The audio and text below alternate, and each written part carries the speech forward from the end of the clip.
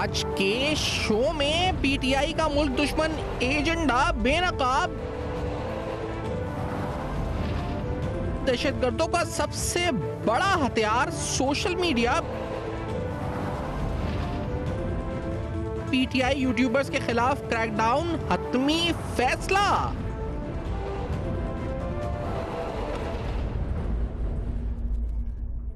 السلام علیکم، پس پردہ حقائق سنسنی خیز انکشافات پروگرام بے نقاب میں ہوں آپ کے ساتھ سفان خان۔ ناظرین، جو کل ہم نے دیکھا کہ ایک بچی بلوچ جو کہ دہشت گردی کے لیے منصوبے کے لیے باقاعدہ تیار کیا گیا تھا، اس کو اس کی ذہن سازی، اس کی سوشل میڈیا کے ذریعے اس کے ذہن کو زہر آلود کیا گیا، اس کو کتابی مواد فراہم کیا گیا، مختلف social media platforms like Instagram اس کو اپروچ کیا گیا، کتابیں فراہم کی گئیں، تیار کیا گیا، ذہن سازی کی گئی۔ تو اسے جو ایک بڑا ہتھیار، یعنی جو یہاں پر اتھارٹیز نے کل پریس کانفرنس میں کہا کہ ایک سب میں بڑا ہتھیار اگر کوئی دہشت گردوں کے ہاتھ ہے تو وہ سوشل میڈیا، جس کے ذریعے وہ پاکستان کی نوجوان نسل کو ٹارگٹ کر رہے ہیں۔ اب یہ جو ہتھیار ہے، اس سے پروگرام میں بات ہوگی، لیکن ہم نے دیکھا ریسنٹلی لندن میں ایک پاکستان تحریک انصاف کے کچھ احتجاج اور پروٹیسٹ ہوئے، وہاں پر پی ٹی آئی کے social media, P T I کے یوٹیوبرز، ایکس پہ یوزرز اور پی ٹی آئی کے ورکرز، وہ جو اس وقت زہر اگل رہے تھے، ریاست مخالف، ریاستی اداروں کے مخالف، ریاستی اداروں کے سربراہوں کے مخالف، تو یہ آخرکار ہماری جو ریاستی حکمت عملی ہے وہ کس طرح مؤثر ثابت ہو سکتی ہے ایسے افراد کے خلاف ایک حتمی، ایک فائنل، ایک منطقی انجام تک پہنچانے والی جو کریک ڈاؤن ہونا چاہیے وہ کب ہوگا آخرکار، کہ ایسے افراد کو منطقی انجام تک پہنچایا جائے۔ اور پھر یہ جو دہشت گردی ہے یہ پنپ رہی ہے ان سوشل میڈیا پلیٹ فارمز کے ذریعے، یہ پنپ کر خاص طور پر نوجوان نسل کو ٹارگٹ کر رہی ہے، ان کے ذہنوں کو زہر آلود کر رہی ہے۔ پاکستان مخالف، ریاست مخالف، پاکستانی اداروں کے مخالف نفرت، پاکستانی اداروں کے خلاف، پاکستان کے خلاف نفرت بوئی جا رہی ہے۔ اب اگر حالیہ کچھ دن اگر آپ دیکھیں تو آپ کو اندازہ ہوگا، یعنی وہ احسن اقبال کی ایک ویڈیو جس کے اندر وہ پروگرام چھوڑ رہے ہیں، اس سے لے کر اگر آپ لندن کے احتجاج یا پھر آپ جو یہ جو واقعہ بلوچستان والا دیکھ لیں جو بچی کا ہوا سامنے، تو آپ کو اندازہ ہوگا کہ ہر ایک واقعے کو ڈھونڈ کر کوشش کی گئی ہے پاکستان تحریک انصاف کی طرف سے کہ اس کو افواج پاکستان کے خلاف استعمال کیا جا سکے۔ یعنی چھوٹا سا کوئی واقعہ، گھر میں کوئی بچہ موبائل ان کا لے لیا، ایسا نہیں، اس کو بھی ایک ٹرینڈ بنا کے پیش کیا گیا کہ افواج کے خلاف اس کو ملائن کیا جا سکے۔ تو کوئی موقع نہیں چھوڑا جا رہا، کوئی ایسی اپورچونٹی جس کے ذریعے وہ ایکسپلوئٹ کر سکیں پاکستان کو، پاکستان کی افواج کو، اس کو نہیں چھوڑا جا رہا۔ پھر حالیہ دورہ ہوا لاہور میں وزیر خیر پختونخوا کا، سہیل آفریدی صاحب کا، اس کے بعد انہوں نے شاید کراچی بھی آنا ہے، سندھ کے دورے بھی کرنے ہیں، لیکن اس دورے کا آپ دیکھیں کہ اس میں جو انہوں نے جو باتیں کی، جو بیانات دیے، جو ان کا جو احوال رہا، جو آنے سے لے کر جانے تک جو انہوں نے معاملات کیے، وہ بڑے زیر تنقید ہیں۔ نہ صرف بیانات بلکہ انہوں نے جو کرا، جس طرح سے انہوں نے پولیٹیکل جو بلو دا بیلٹ فائر اپنے اپوننٹس پہ کیے، جو لینگویج استعمال کی ان کی اور ان کے وزراء کی طرف سے کی گئی، دیٹ واز کنڈیمنیبل۔ اس کے اوپر پنجاب گورنمنٹ کا موقف بھی آیا ہے، لیکن ساتھ میں ہم نے دیکھا کہ ان کو یہ شے اور یہ جو کر رہے ہیں وہ کیا ان کا مقصد ہے کہ پاکستان کا دورہ کر کے کیا کرنا چاہ رہے ہیں۔ کچھ پی ٹی آئی کے حلقے تو خوش ہیں کہ شاید وہ اس ذریعے پاکستان تحریک انصاف کو ریوائیو کر دیں گے، لیکن کیا یہ ممکن ہو سکے گا، نہیں ہو سکے گا۔ فیاض چوہان صاحب پروگرام میں ساتھ موجود ہیں۔ چوہان صاحب سینئر سیاستدان ہیں۔ چوہان صاحب، کیا پی ٹی آئی کی اور خاص طور پہ سہیل آفریدی صاحب کی یہ کوششیں رنگ لائیں گی؟ یعنی کیا اس سے عمران خان رہا ہو جائیں گے؟ کیا اس سے پی ٹی آئی ریوائیو ہو جائے گی پنجاب میں یا سندھ میں؟ کیا اس سے پاکستان تحریک انصاف کا کھویا ہوا ووٹ بینک آ جائے؟ کیا کوششیں ہیں، کیا مقصد ہے اس کوششوں کا؟ کیا یہ رنگ آئیں گی؟ بسم اللہ الرحمن الرحیم۔ سفان بھائی، یہ جو جناب سہیل آفریدی پشاور سے لاہور آیا ہے نا، تو اس پہ میں آپ کو بڑا دلچسپ جنرل لطیفہ سناتا ہوں۔ ایک دفعہ ایک کسان تھا، اس کو کسی نے کہا کہ یار تم آلو کی فصل لگاؤ، شہر میں آلو بہت بکتا ہے اور بڑے مہنگے داموں بکتا ہے۔ وہ سادہ سا کسان تھا، اس نے جناب آلو کی فصل لگائی، 4 مہینے محنت کی، فصل جب اتری تو اس نے فصل کو بوریوں میں جناب پیک کیا اور اپنے کھوتے کے اوپر جناب لادا، اور خرامہ کھوتا اور وہ اور اوپر آلو کھوتے کے جناب سارے چل پڑے شہر کی طرف۔ شہر پہنچا تو کبھی ایک گلی، کبھی ایک سڑک، کبھی ایک بازار، کبھی دوسرا بازار، آوازیں لگا کے تھک گیا، لیکن وہ ایک آلو نہیں بکا اس کا، ایک آلو بھی، بوری تو دور کی بات، آلو بھی نہیں بکا۔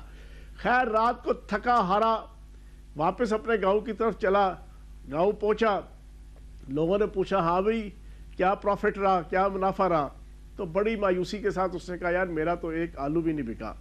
تو جو اس کے شریکے والے تھے نا انہوں نے ٹھٹھے مارنا شروع کر دیا. انہوں نے کہا ہاں اور چھپو گنے جا کے. کس نے کہا تھا جاؤ جا کے شہر میں کھجل ہو خود بھی اور اپنے کھوتے کو بھی. تو آگے سے وہ دیہاتی بڑا معصوم سا چہرہ بنا کے بولا یار ٹھیک ہے کہ مجھے منافع تو کوئی نہیں ہوا لیکن ایک فائدہ ہوا ہے. شریکے والوں نے پوچھا کیا فائدہ ہوا ہے؟ کہتا ہے یار کم از کم میرے کھوتے نے شہر تو دیکھ لیا نا.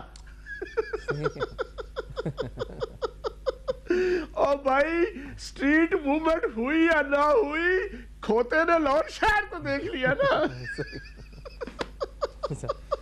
شہر دیکھنا آئے تھے انہوں نے صرف لاہور شہر دیکھا ہے بس.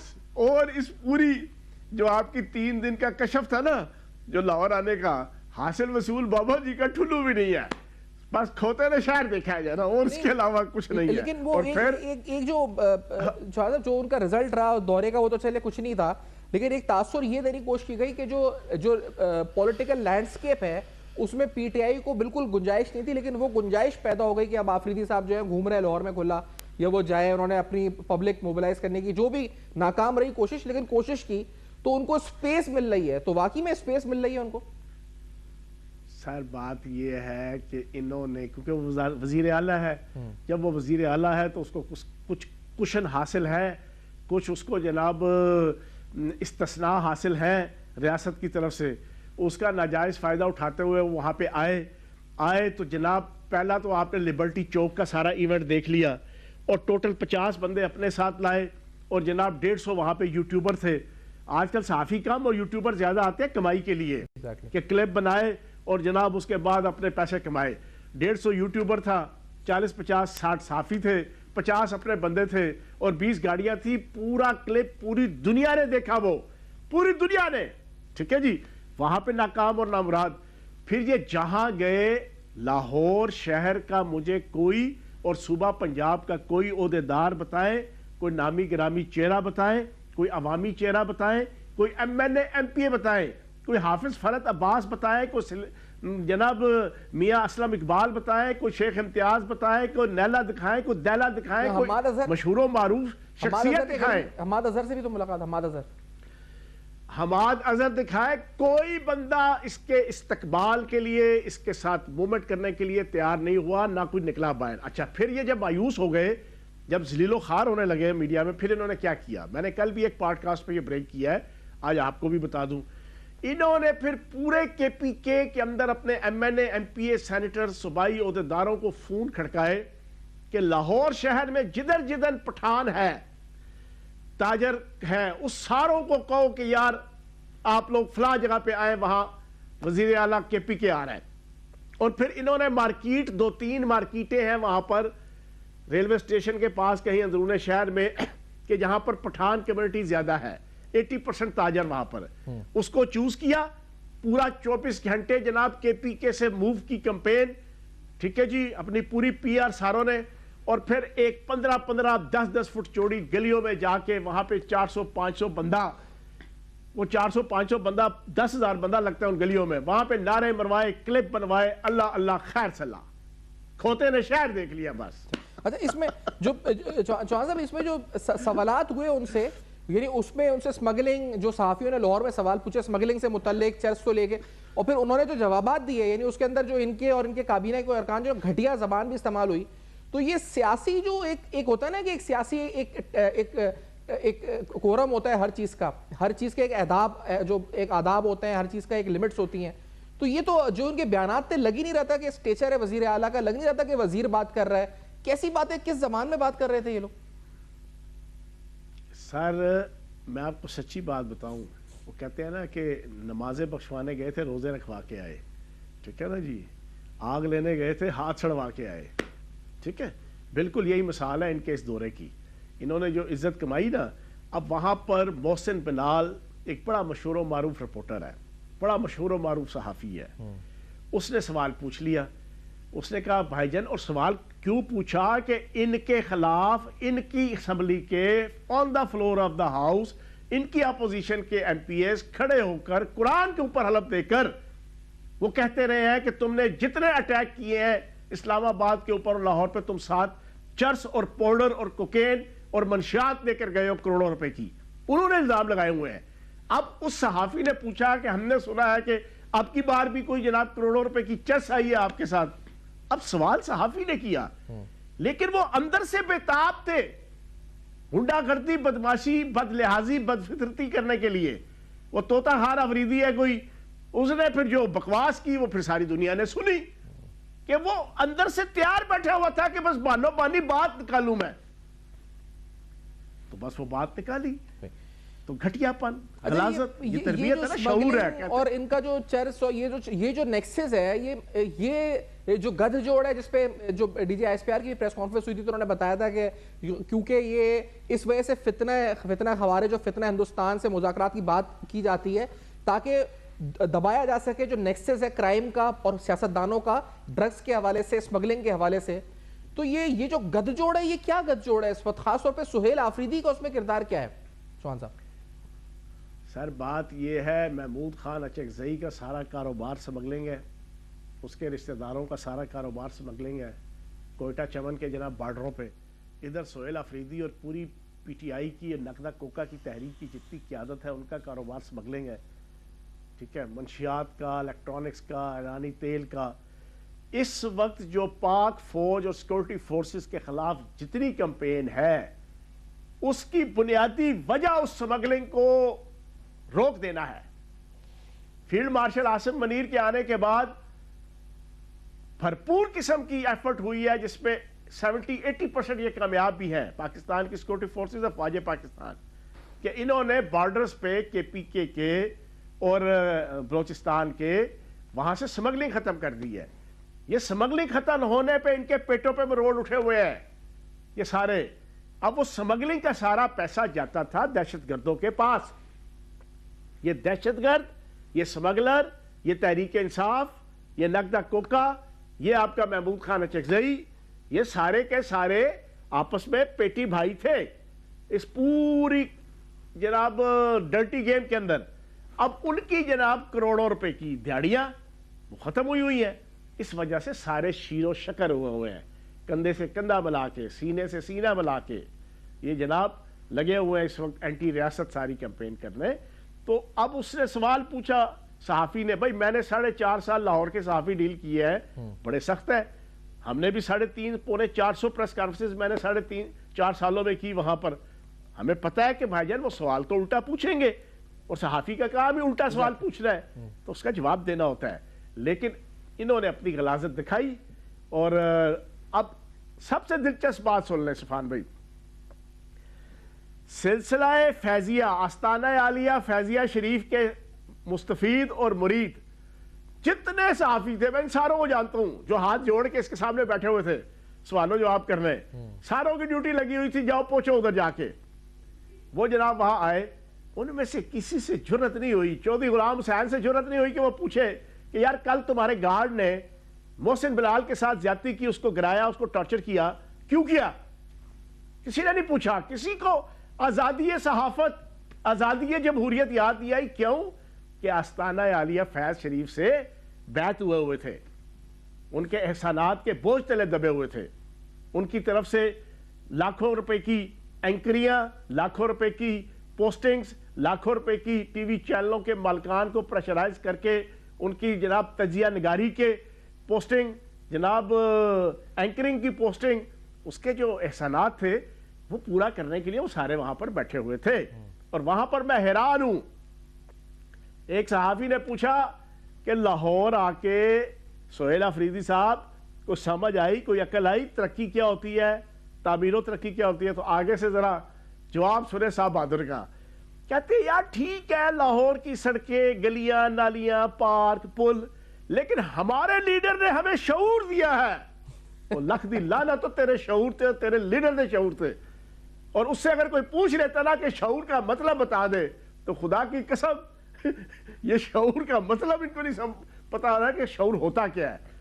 شعور ہوتا ہے اپنا آپ پہچاننا، شعور ہوتا ہے خود احتسابی، شعور ہوتا ہے اپنے من کو جاننا، شعور ہوتا ہے اپنے رب کے سامنے اپنے آپ کو سبلم اور سبمٹ کر کے اپنی آپ کی پہچان کرنا.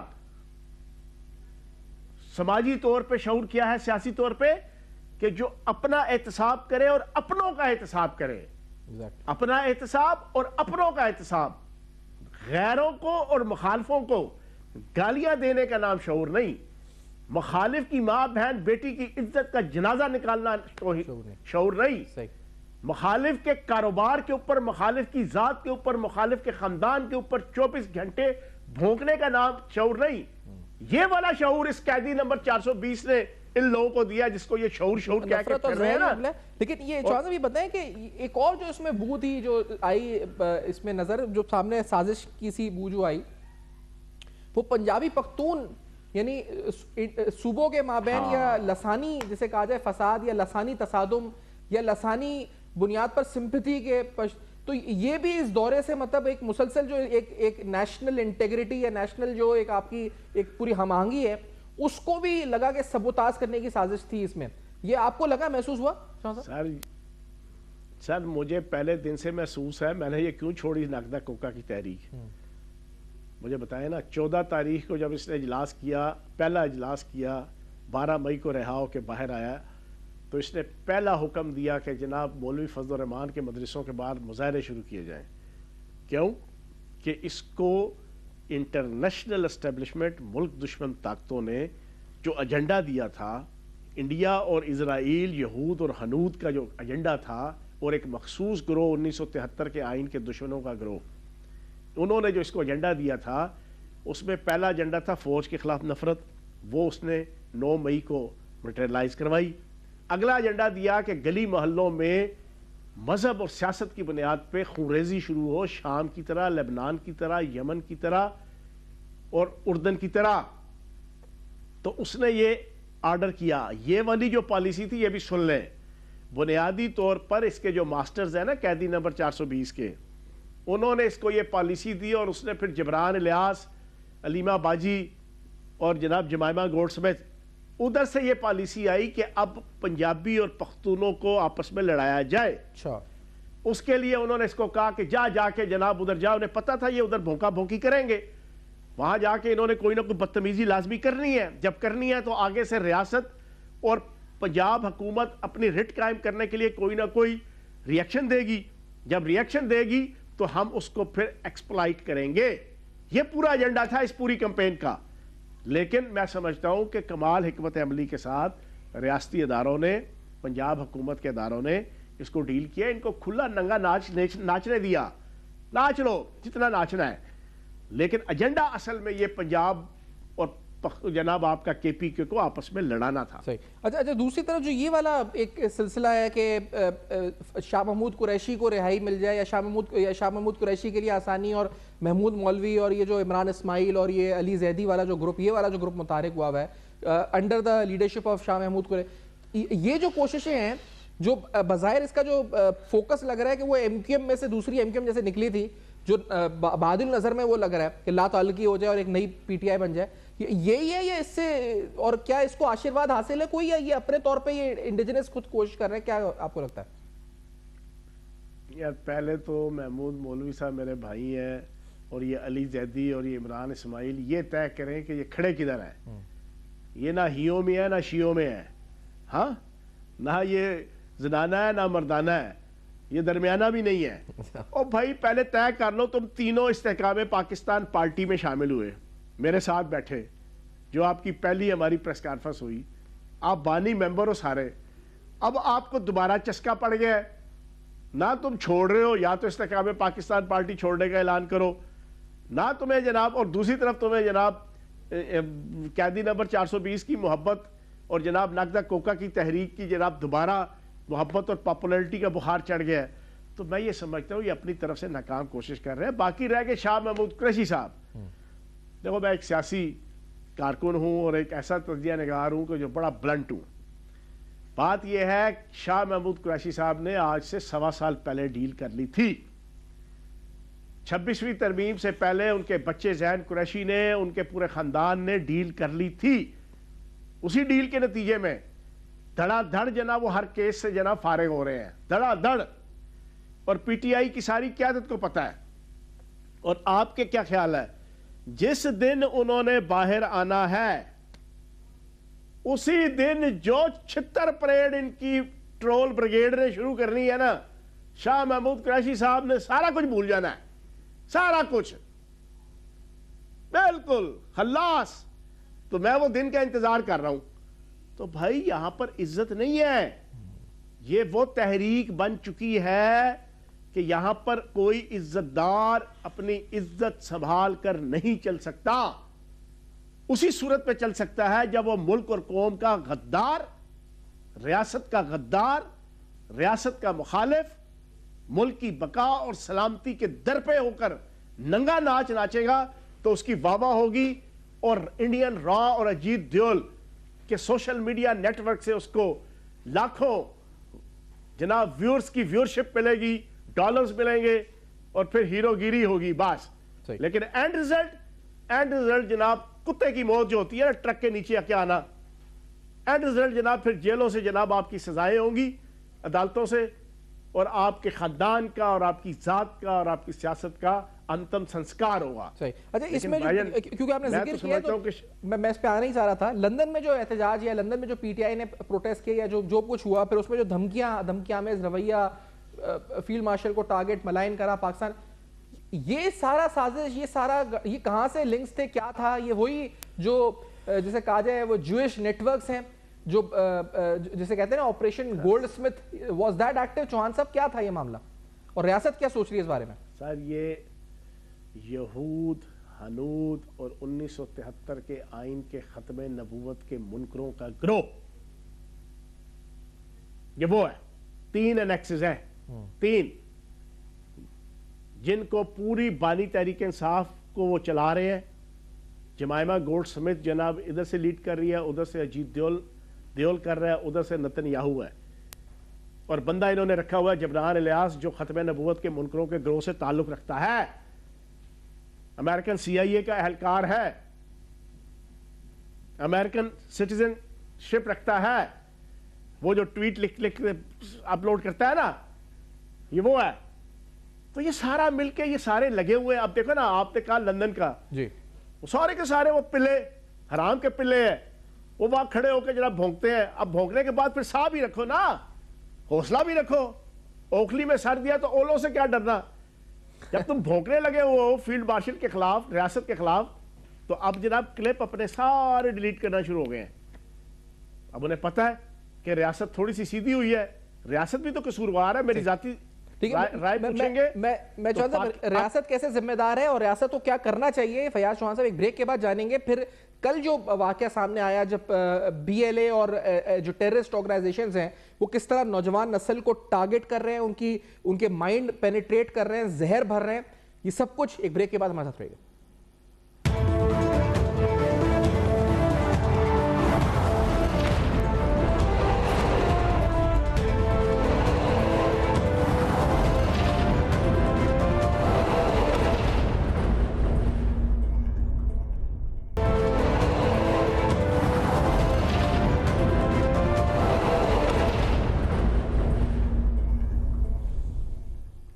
Welcome back. آپ دیکھ رہے ہیں بے نقاب. اہم سوالات اور خاص طور پہ ریاست کی حکمت عملی کیا ہوگی جو مؤثر حکمت عملی ہو، فوری طور پہ نمٹا جائے ان عناصر کے خلاف جو کہ پاکستان میں یا پاکستان سے باہر رہ کر ریاست مخالف، ریاستی اداروں مخالف، ریاستی اداروں کے سربراہان کے مخالف پروپیگنڈے میں ملوث ہیں، اور ایسا پروپیگنڈا جو کہ زہر آلود ہے، جو کہ نوجوان نسل کو بھی تباہ کر رہا ہے، پاکستان کی سالمیت، پاکستان کی بقا، پاکستان کی سلامتی کے لیے باعث خطرہ بنتا جا رہا ہے. ان کے خلاف کیا ریاست حکمت عملی اپنائے گی؟ فیاض چوہان صاحب. یہ دیکھیں بڑی سادہ سی بات ہے، یہ جتنے غلیظ، گھٹیا، بدفطرت اور بد نسل جو ہے نا، جو آپ کے یوٹیوبر اور ولاگر اور جو آپ کے سوشل میڈیا ایکٹیوسٹ ہیں، آپ 1 دفعہ 2 دفعہ 3 دفعہ 4 دفعہ 10 دفعہ 20 دفعہ 100 دفعہ 1000 دفعہ اور ہزاروں دفعہ ان کی طرف سے پاکستان کی ریاست، پاکستان کے ادارے، پاکستان کی سوورنٹی کے اوپر حملے ہوئے، جھوٹ بول کر، فیک نیوز کے اوپر جو ثابت ہوئی. اگر اس کے اوپر پاکستان کی حکومت کوئی ایکشن نہیں لیتی تو پھر یہ حکومت کا قصور ہے نا، یہ پھر حکومت کی ہلا شیری ہے. اب میں آپ کو میں منسٹر رہا ہوں، میں 2 دفعہ حکومتی ایم پی اے رہا ہوں، ساری زندگی سیاست کی ہے. مجھے آپ ایک چیز بتائیں جو میں جانتا ہوں. آپ عمران ریاض کے باپ کو, عمران ریاض کے بھائی کو, وجاہت احسان خان کے, آفتاب اقبال کے, راجہ عادل کے, شاہین سبھائی کے, اور جناب ان معید پیرزادہ کے, اور پھر یہ جتنے سوشل میڈیا کے اندر کتے کتورے جناب بھونکنے لگے ہوئے ہیں, کوئی پیڈ ہے کوئی ان پیڈ ہے, ان کی جن کی ڈیٹیل پتہ لگتی ہے, آپ ان کے بلڈ ریلیشن کے لوگوں کو اٹھائیں, اٹھا کے ان کو کرے پابند سلاسل, قید بامشقت. ہاں پہلے مسئلہ یہ تھا ریاست کو کہ فیض حمید نیٹ ورک نے اپنی پوری فیلڈنگ سیٹ کی ہوئی تھی, سول جوڈیشری سے لے کے سیشن سے لے کے ہائی کورٹ سے لے کے سپریم کورٹ, بڑی پرابلم ہوتی تھی. اب تو اللہ پاک کے کرم سے 26ویں 27ویں ترمیم کے بعد وہ فیلڈنگ ختم ہو کے نئی فیلڈنگ سیٹ ہو گئی ہے. اب تو کم از کم ریاست اور حکومت یہ کرے نا, اٹھاؤ ان کے باپ کو, اٹھاؤ ان کے بھائی کو, اٹھاؤ ان کے رشتہ داروں کو, اٹھا کے ان کو جناب بند کرو, کوئی ضمانت نہ ہو ان کی, پہلی چیز. دوسری چیز, ان کے پاسپورٹ دیکھیں اٹھایا تھا, اٹھائے جاتے 4 گھنٹے کے اندر 5 گھنٹے کے اندر وہ سوشل میڈیا پہ ہمارے سو کالڈ جو صحافی ہیں ان کا بھی رونا دھونا ماتم شروع ہو جاتا ہے. پھر وہ جرنلسٹ تنظیمیں, تو یہ تنظیم تو ہیومن رائٹس, تو لکھ دی لعنت سوشل میڈیا کے اوپر جناب آنے والے اس قسم کے جناب تاثرات کی. چھوڑو, سوشل میڈیا تو ایک آوارہ میڈیا ہے جس کے ہاتھ میں جناب جو آیا جو سوچا اس نے نکال دیا. سوشل میڈیا کے سر پہ ریاستیں اور حکومتیں سوچنا شروع ہو جائے. ہاں یار, اصول کے اوپر مبنی چیز کے اوپر آپ سٹینڈ لیں. اچھا سنیں, ایک تو ان کے بلڈ ریلیشن کے لوگوں کو جناب پکڑ کے ان کے خلاف ایف آئی آر دیں اور اس کو جناب اندر کریں, بالکل کلیئر. دوسری چیز, ان کا پاسپورٹ ضبط, ان کا شناختی کارڈ ضبط کریں. تیسری چیز, ان کی جائیدادیں جو ہیں ان کو ضبط کر کے ان کو نیلام کریں. ٹھیک ہے, 3 چیزیں یہ ہو گئی, انڈیجینئس, ایکسیجینئس, بیرونی طور پر. آپ جو دنیا کے قوانین ہیں ان سارے قوانین پہ اسپیشلی ایک منسٹر ڈپیوٹ کریں, جس منسٹر کی اور پورا ایک ڈپارٹمنٹ بنائے, ان کی ڈیوٹی ہو کہ وہ ان سارے قطوروں کو, ان سارے پگز کو جناب گھیرا ڈال کے پکڑنے کے لیے جہاں جہاں سے بھی جو جس حکومت کے ساتھ کوارڈینیشن کی جا سکتی ہے, امریکہ, برطانیہ, کینیڈا, یو اے ای, وہاں جا کے کی جائے. جیسے کچھ ہوئے بھی ہیں, کچھ لٹیگیشنز ہوئی ہیں. اب دیکھو نا, وہ آپ کے بریگیڈیئر راشد نصیر نے کیا نا, اینڈ پہ آ کے جناب حرام کا پلا جانا, یہ سیدھا ہوا نا یہ راجہ عادل.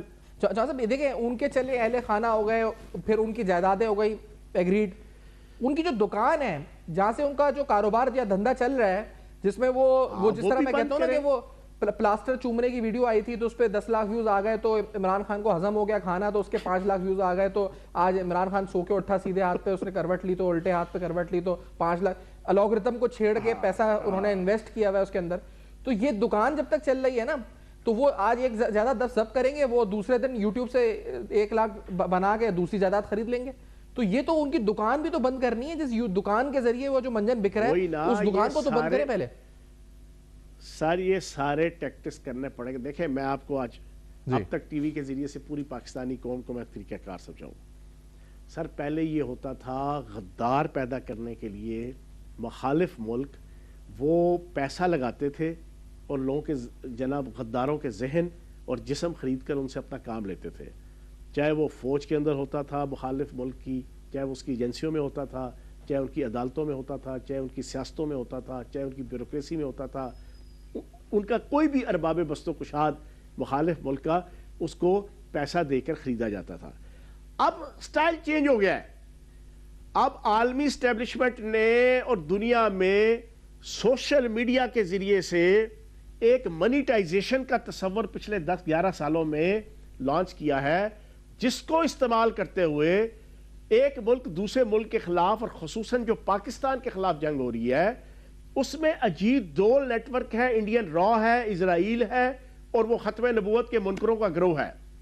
یہ سارے مل کر انہوں نے کہا یار بندوں کو کیا خریدنا, ان کو انسینٹیو دو, انہیں بتاؤ کہ تم یہ والا چورن بیچو, اس چورن کو بیچو گے تمہیں ویورشپ ملے گی, ویورشپ کے ذریعے تمہیں ڈالرز ملیں گے. اب جس بندے کو گریڈ تھا, لالچ تھی, گھٹیا تھا, بد نسل تھا, بد فطرت تھا, زندگی میں کبھی پیسہ نہیں دیکھا تھا, باپ دادا پر دادا گئے گزرے تھکے ہوئے تھے, ٹھیک ہے نا جی, معاشی معاشرتی حوالے سے. انہوں نے کہا یار اس سے تو اچھا کام ہی کوئی نہیں. وہ سائیکلوں پہ چلنے والے وہ گھٹیا گلیز کتورے, وہ آج جناب 8-8 کروڑ 10-10 کروڑ کی لینڈ کروزر پہ ہے.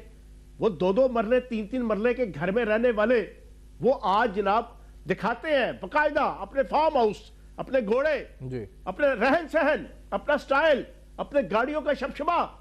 دنیا کو پتا ہے یار یہ 4 سال پہلے کیا تھا, یہ 5 سال پہلے کیا تھا, اس کا باپ کیا تھا, اس کا دادا کیا تھا, اس کا اپنا حسب نسل کیا تھا, ساروں کو پتا ہوتا ہے.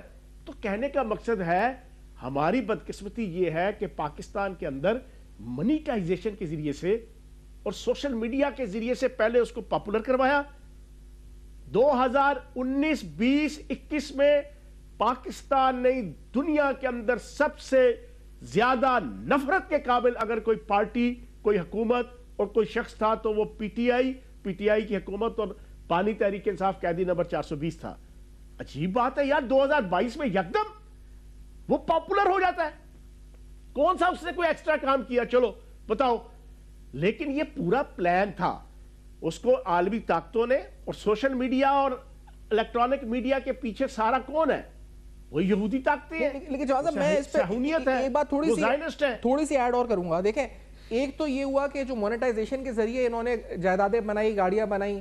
پھر جو آپ ابھی تھوڑی دیر پہلے کہہ رہے تھے نا کہ فیض نیٹ ورک, اس نے انہی لوگوں کو جو شاید انٹرنشپ کے بھی قابل نہیں تھے کسی کو بیورو چیف بنا دیا. تو یعنی ان کو انسٹال کیا گیا, آپ کے مین اسٹریم میڈیا میں بھی انسٹال کیا گیا. یعنی ایک طرف وہ الگورتھم سے مونیٹائز کر کے انہوں نے پیسہ بنایا, دوسرا چینلوں کے اندر انہوں نے کمایا, اور پھر ایک میں حال 5-6% وہ طبقہ تھا جو کہ وہ ہینڈسم اور 92 کے ورلڈ کپ کے شاید گرویدہ تھا, تو وہ شاید مبتلا تھا. تو ان کی تو یہ تو دونوں طرح سے سر بھی کڑھائی میں, انگلیاں بھی کڑھائی میں, خود بھی گھی میں, یہ تو وہ والا سلسلہ ہوا ان کے ساتھ. تو سفان آپ بھی ماشاءاللہ پرانے اینکر ہو, صحافی ہو, میری بھی عمر گزری ہے, ٹھیک ہے نا. آپ یقین جانے پاکستان کے ایک لیڈنگ ٹی وی چینل میں 7 سے 8 بجے ایک بندہ بیٹھتا ہے, انتہائی اللہ پاک اللہ پاک اللہ پاک بچائے, اس کو بولنا نہیں آتا. وہ سلسلہ ہے آستانہ عالیہ فیض شریف سے فیض یاب, اس کو ایسی اینکر اور اینکرنیاں ہیں. میں تو جانتا ہوں, میں تو میڈیا پرسن ہوں, میں تو وزیر اطلاعات رہا ہوں, مجھ سے کوئی ڈھکا چھپا ہے. یہ جو سہیل افریدی کے سامنے دوزانو ہو کے بیٹھے ہوئے تھے نا, میں ان میں سے ہر ایک کو جانتا ہوں کہ ان کو آستانہ عالیہ فیض شریف کا کون سا جناب بندہ ان کو ٹریٹ کرتا ہے. میں ایک ایک کو جانتا ہوں اور ان کی ایک ایک کرتوت جانتا ہوں. ان کو جناب 50-50 لاکھ 20-20 لاکھ 10-10 لاکھ کی نوکریاں ایک ٹی وی چینل سے, چھوٹے سے بڑے, اس سے بڑے, اس سے بڑے, صرف چر کرنا آتا ہے بس ان کو.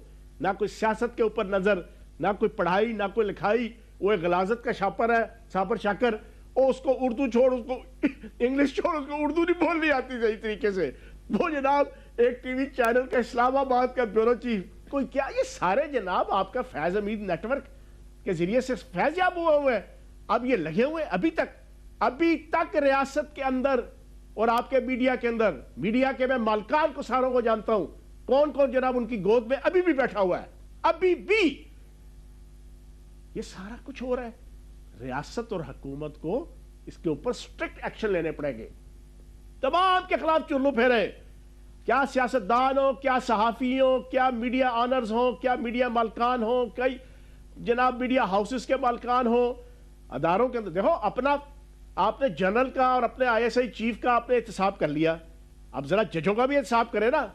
ذرا ثاقب نثار کو بلائیں, ذرا بندیال کو بلائیں نا, کہ انی دیا تو جناب ایک مجرم نو جناب کھڑے ہو کے آئیے, آپ کا انتظار تھا, دیر لگی آنے میں, تم کو شکر ہے پھر بھی آئے, تو اپنے ساتھ باقیوں کو بھی کھڑا کیا اور کھڑا کر کے اس کا استقبال کر رہے ہو جیسے وہ وہاں سے جناب ورلڈ کپ جیت کے آیا یا پیدل حج کر کے آیا تھا. ریاست کی دھجیاں اڑا دی اس نے اور تم کھڑے ہو کے استقبال کر رہے ہو, اس کو اپنی مرسیڈیز دے رہے ہو. اس بندیال کو بلاؤ نا, اس کو کان پکڑا کے لتر مار کے اس سے پوچھو, who the hell are you کہ تم چیف جسٹس تھے, تم نے پاکستان کی ریاست کا اور عدالتی سسٹم کا جنازہ نکال دیا ذرا یہ حرکت کر کے. چوہان صاحب کیونکہ اس وقت کا جو اس پر گھڑیاں کم ہیں اور سماعت ہمیں اس پر سمیٹنا ہے تمام چیزوں کو. آپ کا شکریہ ادا کروں گا کہ آپ نے وقت دیا, آج گفتگو کی اہم ترین موضوعات پر. ہم ایک بریک کے بعد صرف سمرائز کرنے آئیں گے آج کے پروگرام کو. بے نقاب میں ہمارے ساتھ رہیے.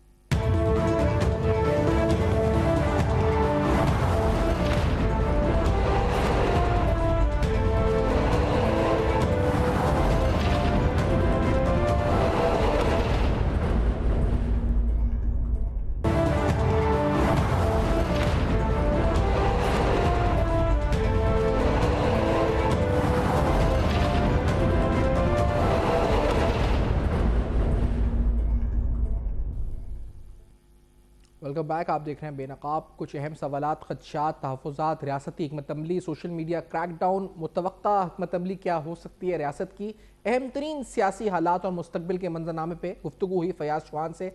Feed back you can write us on Facebook, emails next. دیکھتے رہیے گا, اب تک اپنا بہت خیال رکھیے گا.